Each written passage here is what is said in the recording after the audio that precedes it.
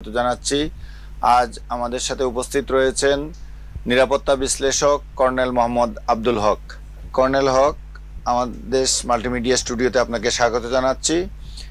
আজ একটা বিশেষ প্রেক্ষাপটে আমরা এখানে উপস্থিত হয়েছি। আপনি জানেন যে গত রাতে ভারতের পক্ষ থেকে পাকিস্তানে মিসাইল আক্রমণের পর দুই দেশের মধ্যে পাল্টাপাল্টি আক্রমণ এবং পাল্টা আক্রমণের অনেকগুলো ঘটনা ঘটেছে এবং এই নিয়ে বিভিন্ন রিপোর্ট আসছে আন্তর্জাতিক মাধ্যমে, সারা বিশ্বে আলোচনা হচ্ছে, একটা উত্তেজনা বিরাজ করছে। এই প্রেক্ষাপটে আজকের আমাদের এই অনুষ্ঠান। আপনি পুরো ঘটনাটিকে কিভাবে বিশ্লেষণ করবেন? দেখুন, এটা প্রথমবারের মতো নয় ভারত পাকিস্তানের মধ্যে এই সাংঘর্ষিক অবস্থা। এটা বহু পূর্ব থেকে চলে আসছে। 47 সালে 14 আগস্ট আর 15 আগস্ট পাকিস্তান এবং ইন্ডিয়া দ্বিজাতি তত্ত্বের ভিত্তিতে যে দুটি রাষ্ট্র প্রতিষ্ঠা হলো, রাষ্ট্র প্রতিষ্ঠা হওয়ার পর থেকে ইন্ডিয়া তার সর্বোচ্চ শক্তি দিয়ে পাকিস্তানের বিরুদ্ধে কাজ করে যাচ্ছে।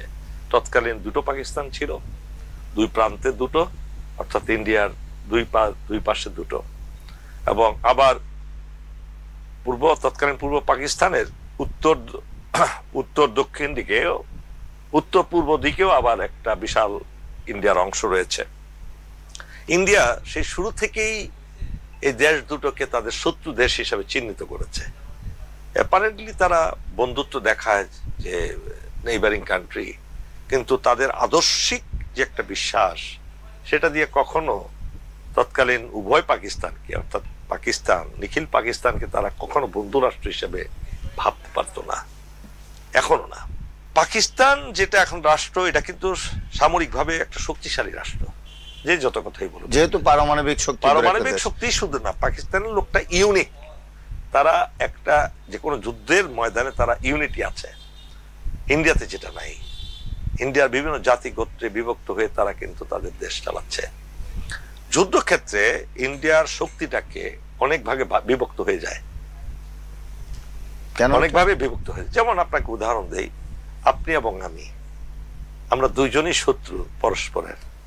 এখন আপনি শক্তিশালী আমার চেয়ে, মনে করেন আপনার শক্তিটা হলো 10 গুণ আমার চেয়ে, 10 গুণ। সেই ক্ষেত্রে আপনার 4টা শত্রু আছে, 5 জন শত্রু আছে, আর আমার আছে একটা শত্রু। আপনি সেই ক্ষেত্রে স্প্লিট হয়ে যায়, তাদের শক্তিটা স্প্লিট হয়ে যায়, শক্তিটাকে বিভক্ত হয়ে যাচ্ছে। আপনি যুদ্ধ লাগছে, যে এখন যুদ্ধ চলছে, যুদ্ধ অবস্থা চলছে এবং তারা পারস্পরিক আক্রমণ করছে। এই সময় কি তারা আপনার চাইনিজ বর্ডার থেকে তাদের শত্রু তাদের আর্মি উইথড্র করতে পারবে? পারবে না। বাংলাদেশের বর্ডার থেকে উইথড্র করতে পারবে? চিকেন নেক এই জায়গাটা থেকে উইথড্র করতে পারবে না। তাদের 7 সিস্টারে যে বিভিন্ন অশান্তি চলছে, ওইখানে অনেক ব্যাপকভাবে সৈন্য মোতায়েন আছেন, সেটাকে উইথড্র করতে পারবে? অনেকগুলো ফ্রন্টে ভারতকে যুদ্ধ করতে হবে, যেটা বলতে চাচ্ছি। সেই ক্ষেত্রে পাকিস্তান অ্যাডভান্টেজিয়াস পজিশনে আছে। তবে যুদ্ধ তাদের ওখানেও তো কিছু কিছু ইস্যুস আছে, এরকম বেলুচিস্তানে আছে, পাঞ্জাবে আছে, বেলুচিস্তানে আছে, বাট এটা আন্ডার কন্ট্রোল। এবং যুদ্ধ লাগলে কিন্তু তারা আবার বেলুচির জনগণ কিন্তু আবার এক হয়ে যায়, ইন্ডিয়ার বিরুদ্ধে তারা একভূত হয়ে যায়। আবার আফগানিস্তানও তাদের সাথে আছে।